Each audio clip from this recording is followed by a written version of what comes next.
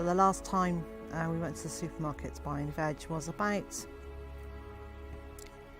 2.5 years ago, and we've adapted what we eat so that we don't need to go to supermarkets.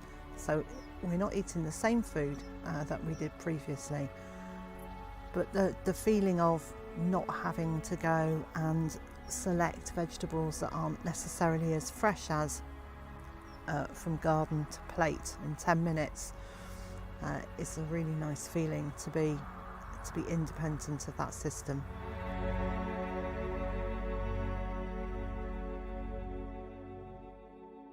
When we bought this place, we didn't intend to be homesteading or small holding or farmers or even market gardeners. We wanted a space that was ours, that had a bit of room around it, room to breathe and to feel less constricted than we did in our previous home.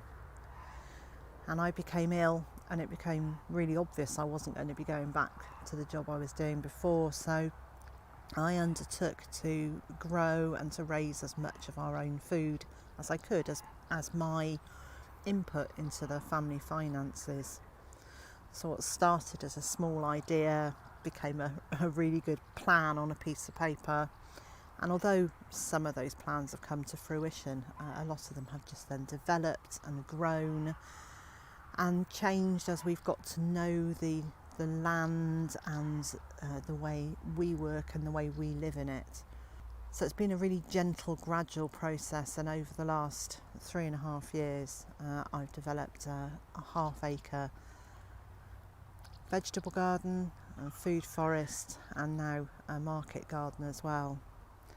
So we've gone from putting in a few raspberry plants that we brought with us, and when I say few, it was quite a lot, to having 24 raised beds that produce our annual food, and I'm slowly shifting those over to perennials and exploring which of the perennial vegetables we actually really like, because one of the things we've learnt probably the hard way here is it's great to grow things, but actually if you don't eat them, then there's no point in growing them. We brought a lot of raspberry plants here with us, and I didn't really understand just how much they would like this environment, and they would grow so well. So now not only do we have plenty of raspberries to preserve and to eat, I'm making raspberry wine, raspberry syrup. We give raspberries to friends. We have a raspberry glut. If we had £1 for every time someone said to us we were living the dream, or we could retire by now, well, no, not quite, but we'd certainly have a nice little nest egg. One of the nice things we've been able to do is to document our, not so much journey as just our experience, as we've gone from 9 to 5 managers to being almost self-sufficient in our fruit and vegetables and some of our meat. And it's been a really good learning experience, and it's been a really thoughtful process for me. I've managed to swap computers and admin for soil and plants.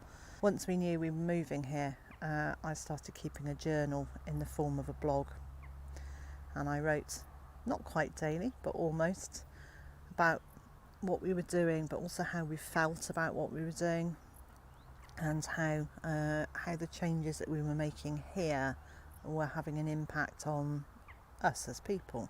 After about a year, I created a YouTube channel, and since then I've been sharing my trials and tribulations and experiments, and celebrating all the things I've got right and trying to learn from the mistakes I've made along the way.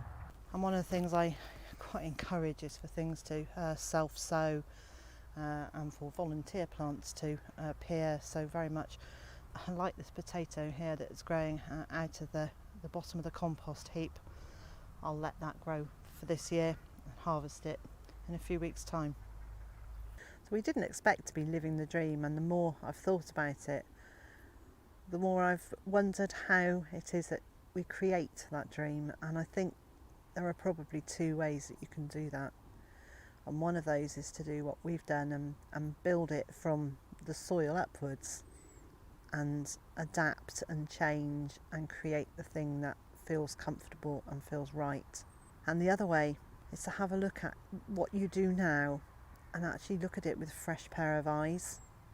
But it could be that whatever you're doing now actually already is your dream. So when the decision was made for me to stay here and create something here, my income had disappeared, and Mr. J chose to work part-time because we value our time together more than cold hard cash. But it means that our resources are really limited, and one of the things I needed to do was find ways of doing everything I wanted to do here without it costing a huge amount of money. And I became friends with a local tree surgeon, and I talked to him about was there any potential for having any wood chips, and really kindly he now delivers wood chips to us by the lorry load on a regular basis. So I've been able to create pathways right across all around the vegetable gardens, and all our walkways are covered with a good deep layer of wood chips, which over time then break down, and I can use that to pick up and put into the vegetable beds and the raised beds to improve the soil structure and replace that with new wood chips, and so the process is just repeated. Right across the garden I grow sacrifice plants, like brassicas and other things, because I grow all of our cabbages, brassicas under netting, which means butterflies and moths can't get at them, but I still want to be able to support their population. So I grow things like cabbages and kales out in the open to actively encourage our local wildlife to have a home. I really like this time of year, late summer, early autumn, when all the plants are just heaving with fruit and veg, and there's sort of heavy stillness to the air, with a kind of almost a sense of preparation for shutting down for the rest of the year, but it's not quite there yet. It's almost like a pause in time, and that's the time when I really start harvesting everything, filling the freezers, masses of preserving. And there's also a sense of, yeah, we did good this year. So while I was creating the vegetable garden, I used a mixture of techniques and knowledge, and the more that I learnt, the more I introduced into my growing methods. So I use a mix of raised beds with no dig and organic methods, and I work quite a lot within permaculture principles. And the more I've learnt, the more I've been able to implement, but retrofitting some of those is not as easy as it could be, so I've had to adapt and learn. And that's one of the really nice things about having the time to be able to implement new ideas and experiment and see if they work. I've wanted to grow asparagus for many years, and when we moved here I wanted a small asparagus patch. As it is, we've got 2 asparagus beds, and these are now in their second year here, and I'm really beginning to see just how much asparagus we'll be able to eat in future years. And if they don't, then I have a chance to adjust what I'm doing a little bit and try that. And I seem to have found quite a nice rhythm in this garden now. So the annual vegetable garden, that's also got perennials in it, is pretty well settled into a pattern and rhythm. And now I'm exploring using a market gardening technique with long straight rows, not in raised beds. And I've been able to do that because the chickens have been working that land for 3 years, and they've really improved the soil. And so it gives me a chance to try new techniques and new ideas and see how those do. So having the chickens here means that we're not just producing our own fruit and veg. We also have eggs and meat as well.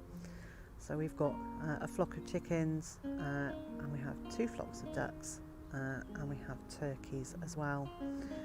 And we've tried some other birds like guinea fowl that were just too loud and a little bit too nuts for the way we live. But it does mean that we are producing just more of our food than just our fruit and veg. It has reduced our need to go to the shop even more. Over the last year, I've developed the flower beds in the centre of our homestead here, partly because I just wanted something pretty rather than every area looking utilitarian, and partly to encourage pollinators, and good grief, it has really worked. The number of butterflies and hoverflies, lacewings, bees here has increased noticeably since we put all these flowers in. We spent a lot of time sitting around having cups of tea and chatting, and I think it's probably the impression that that's what this life is about. It's about a little bit out in the garden and a lot of relaxing, and it's just not like that. It's really hard work, physical hard work, but there's come a point where that physical hard work, the being hot and sweaty or rained on and squelching around in muddy boots, actually stops being work and starts just becoming part of life, and there is just a sense of satisfaction from that I never had when I was working with an employer. There's just that feeling that everything we do is for the good of our family, and that feels nice.